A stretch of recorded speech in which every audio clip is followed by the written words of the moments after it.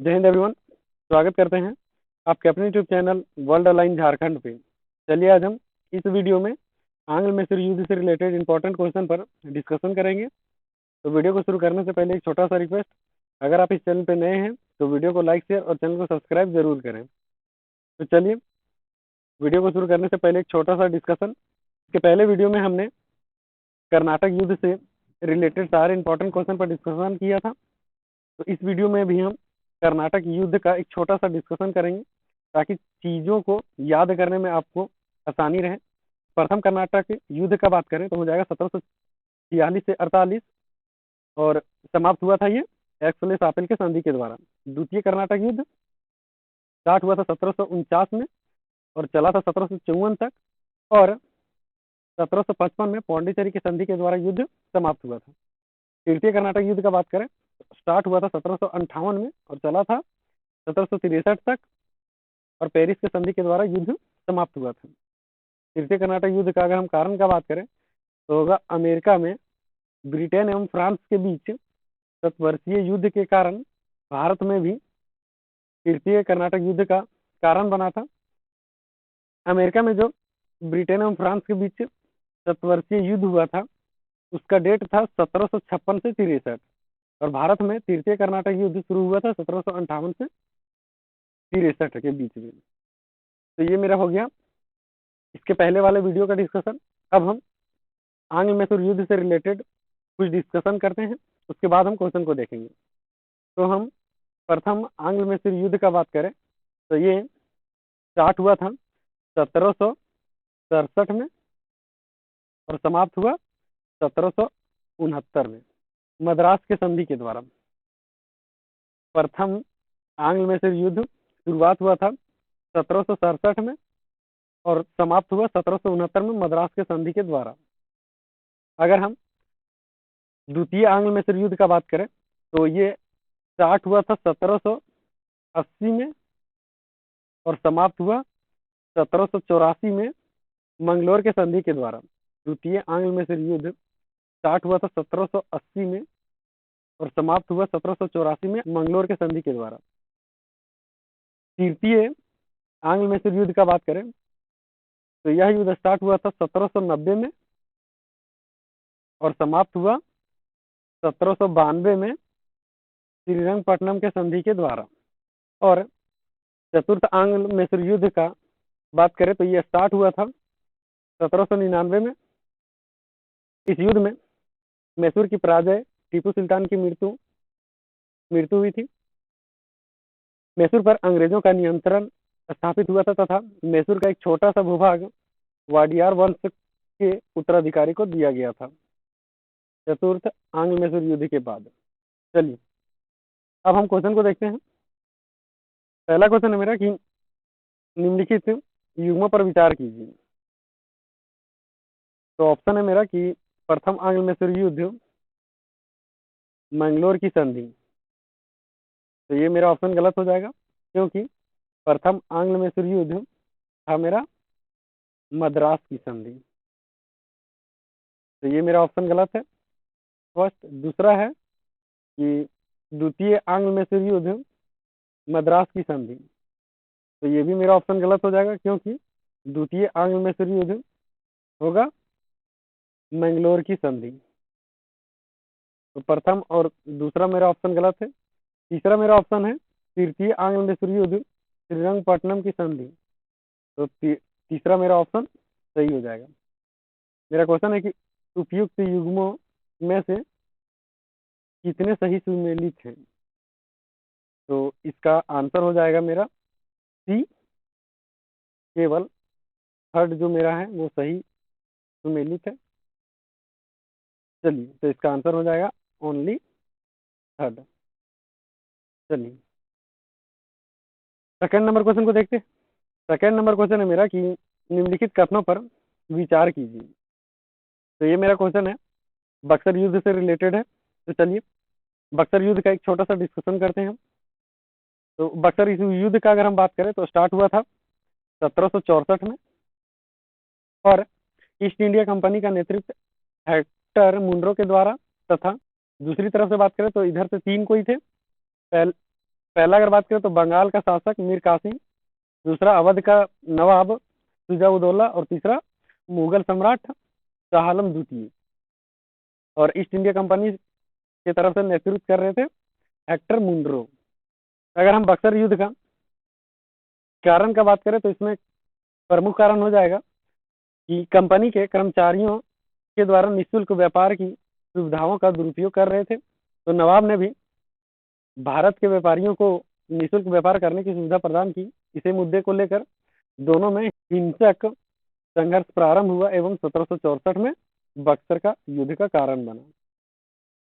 तो ये हो जाएगा मेरा एक छोटा सा डिस्कशन बक्सर युद्ध से रिलेटेड। तो चलिए क्वेश्चन को देखते हैं। क्वेश्चन है मेरा, ऑप्शन मेरा पहला है कि इलाहाबाद की संधि 1765 में ईस्ट इंडिया कंपनी की ओर से रॉबर्ट क्लाइव और बादशाह शाह आलम द्वितीय के मध्य हुआ था। तो ये मेरा ऑप्शन राइट होगा। यहाँ पे आप देख रहे होंगे कि इलाहाबाद का संधि में रॉबर्ट क्लाइव है, जबकि युद्ध का नेतृत्व कर रहा था हेक्टर मुनरो। इसमें आपको कंफ्यूज नहीं होना है, क्योंकि हेक्टर मुनरो जो था वो युद्ध का नेतृत्व कर रहा था, बट संधि के लिए रॉबर्ट क्लाइव को बुलाया गया था। तो ये मेरा ऑप्शन सही होगा। दूसरा मेरा ऑप्शन है कि इस संधि के द्वारा ईस्ट इंडिया कंपनी ने कड़ा और इलाहाबाद के जिले शाह आलम द्वितीय को लौटाना स्वीकार कर लिया। तो ये भी ऑप्शन मेरा राइट होगा। इसमें कंपनी ने अवध के नवाब से कड़ा और इलाहाबाद के जिले लेकर मुगल सम्राट शाह आलम द्वितीय को दे दिया था। तो ये भी मेरा ऑप्शन सही होगा। तीसरा मेरा ऑप्शन है कि बादशाह ने ईस्ट इंडिया कंपनी को बंगाल, बिहार और उड़ीसा की दीवानी सौंपी थी। तो ये मेरा सही हो जाएगा, क्योंकि शाह आलम द्वितीय ने कंपनी को बंगाल, बिहार और उड़ीसा का दीवानी अधिकार सौंपा था। तो मेरा थर्ड ऑप्शन भी सही हो जाएगा। तो मेरा क्वेश्चन है कि उपयुक्त कथनों में कौन सा कथन सही है। तो मेरा ऑप्शन हो जाएगा डी, राइट आंसर होगा डी। फर्स्ट, सेकंड और थर्ड तीनों ऑप्शन मेरा सही है। चलिए थर्ड नंबर क्वेश्चन है मेरा कि इलाहाबाद के संधि के संदर्भ में निम्नलिखित में से कौन सा कथन सही है। तो मेरा पहला ऑप्शन है कि प्रथम संधि क्लाइव एवं शुजा-उद-दौला के मध्य संपन्न हुआ था। तो शुजा-उद-दौला यहाँ पे नहीं होगा, यहाँ हो जाएगा शाह आलम द्वितीय के बीच संपन्न हुआ था। तो इसमें हो जाएगा शाह आलम द्वितीय। तो मेरा पहला ऑप्शन गलत हो जाएगा। दूसरा ऑप्शन है कि कंपनी को मुगल सम्राट शाह आलम द्वितीय से बंगाल, बिहार तथा उड़ीसा की दीवानी प्राप्त हुई थी।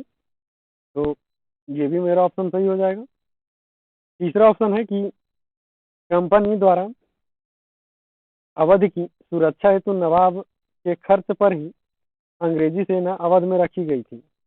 तो मेरा थर्ड ऑप्शन सही हो जाएगा, क्योंकि अवध की सुरक्षा के लिए कंपनी के द्वारा अवध के नवाब से खर्चे लिए जाते थे तथा कंपनी अवध का सुरक्षा करता था। तो ये मेरा ऑप्शन सही हो जाएगा। मेरा क्वेश्चन है कि दिए गए कूटों के आधार पर सही उत्तर का चयन कीजिए। तो मेरा आंसर हो जाएगा इसमें ऑप्शन बी, केवल 2 और 3 मेरा राइट आंसर है। तो राइट आंसर होगा option B.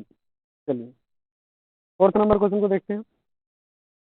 Fourth number question है मेरा कि निम्नलिखित घटनाओं को क्रमिक रूप से व्यवस्थित कीजिए। तो मेरा पहला ऑप्शन है कर्नाटक का द्वितीय युद्ध।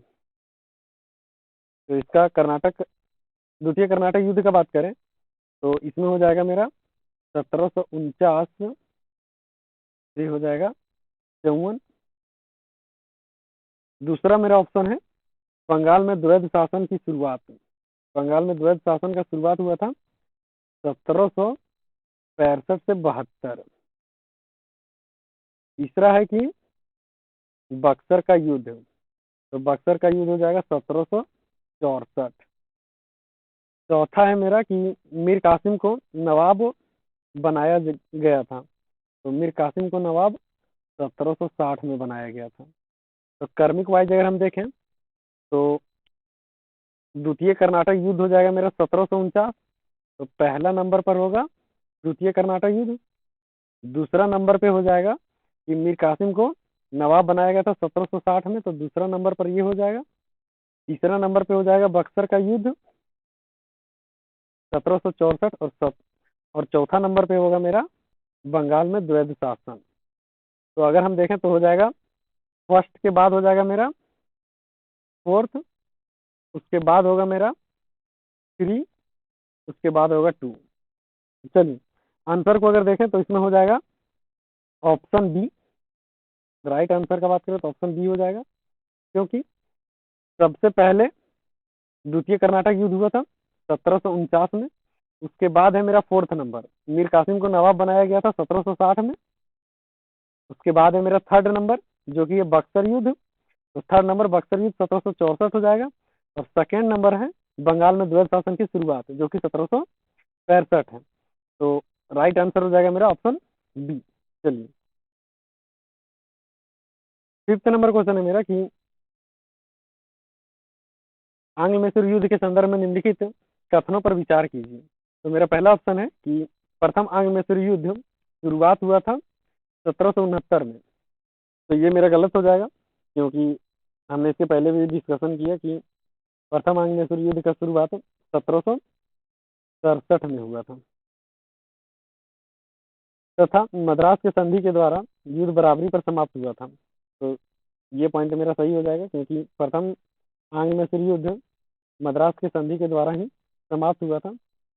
तो इसमें सिर्फ हो जाएगा कि 1767 में प्रथम आंग्ल मैसूर युद्ध का शुरुआत हुआ था। तो ये मेरा ऑप्शन राइट हो जाएगा, बट अभी रॉन्ग है। सेकेंड नंबर है कि द्वितीय आंग्ल मैसूर युद्ध के दौरान हैदर अली की मृत्यु हो गई थी। तो द्वितीय आंग्ल मैसूर युद्ध का अगर डेट का बात करें तो हो जाएगा 1780 से 84 द्वितीय आंग्ल मैसूर युद्ध। और हैदर अली का मृत्यु 1782 में हुआ था। तो ये मेरा ऑप्शन राइट हो जाएगा।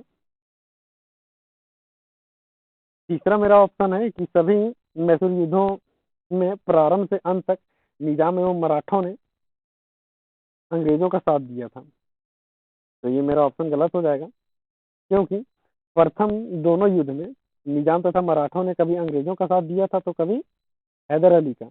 लेकिन तीसरे तथा चौथे युद्ध में निजाम और मराठों ने प्रारंभ से अंत तक अंग्रेजों का साथ दिया था।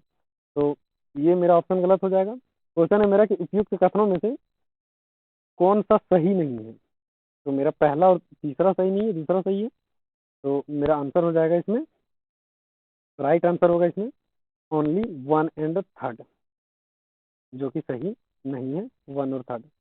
चलिए सिक्स नंबर क्वेश्चन को देखते हैं। सिक्स नंबर क्वेश्चन है कि टीपू सुल्तान के कार्यों में निम्नलिखित में से कौन सा शामिल किया जा सकता है। तो मेरा पहला ऑप्शन है कि किसानों से भू राजस्व के लिए प्रत्यक्ष संबंध तथा मध्यस्थता का दमन। तो ये मेरा ऑप्शन सही हो जाएगा, क्योंकि टीपू सुल्तान ने किसानों से भू राजस्व के लिए प्रत्यक्ष संबंध स्थापित किया था। तो ये मेरा ऑप्शन राइट है। दूसरा मेरा ऑप्शन है कि फ्रांस, तुर्की, अरब देश इत्यादि के साथ व्यापारिक संबंध है। तो दूसरा भी मेरा ऑप्शन सही हो जाएगा, क्योंकि ये फ्रांस, तुर्की, अरब देशों इत्यादि के साथ उनका व्यापारिक संबंध टीपू सुल्तान का था। तीसरा मेरा ऑप्शन है कि चतुर्थ मैसूर युद्ध से पूर्व सहयोग के लिए नेपोलियन को पत्र भेजना। ये भी मेरा ऑप्शन सही हो जाएगा, क्योंकि चतुर्थ मैसूर युद्ध का बात करें तो ये स्टार्ट हुआ था 1799 में। और इन्होंने टीपू सुल्तान ने नेपोलियन को पत्र लिखा था फरवरी में 1798 में। तो ये भी मेरा ऑप्शन राइट हो जाएगा कि चतुर्थ मैसूर युद्ध से पूर्व सहयोग के लिए नेपोलियन को पत्र भेजना। तो मेरा क्वेश्चन है कि उपयुक्त कथनों में से कौन सा कथन सही है। तो मेरा हो जाएगा ऑप्शन, राइट आंसर हो जाएगा इसमें ऑप्शन डी, 1 2 3 तीनों सही है। चलिए सेवंथ नंबर क्वेश्चन देखते हैं, और ये मेरा इस वीडियो का लास्ट क्वेश्चन है, 7 नंबर क्वेश्चन है कि बक्सर विजय के बाद अंग्रेजों द्वारा बंगाल में द्वैध शासन लागू करने के निम्नलिखित में से कौन सा कारण उत्तरदायी थे। तो चलिए, इसमें है कि बक्सर विजय के बाद अंग्रेजों द्वारा बंगाल में द्वैध शासन, तो द्वैध शासन को देखते हैं थोड़ा सा। द्वैध शासन लगाया गया था क्लाइव के द्वारा और समाप्त किया गया था वारेन हेस्टिंग के द्वारा। अगर द्वैध शासन की हम बात करें तो ये लगाया गया था 1765 में और समाप्त हुआ 1772 में।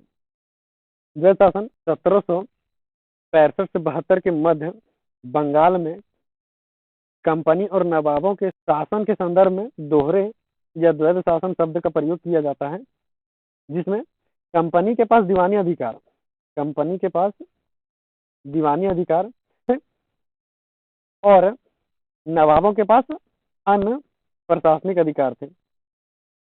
ये था हमारा बंगाल में द्वैध शासन।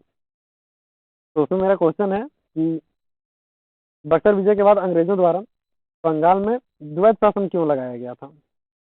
इसका उत्तरदायी कारण था कि भारत में प्रशासन का विशेष अनुभव अंग्रेजों के पास नहीं था, तो ये ऑप्शन मेरा सही है।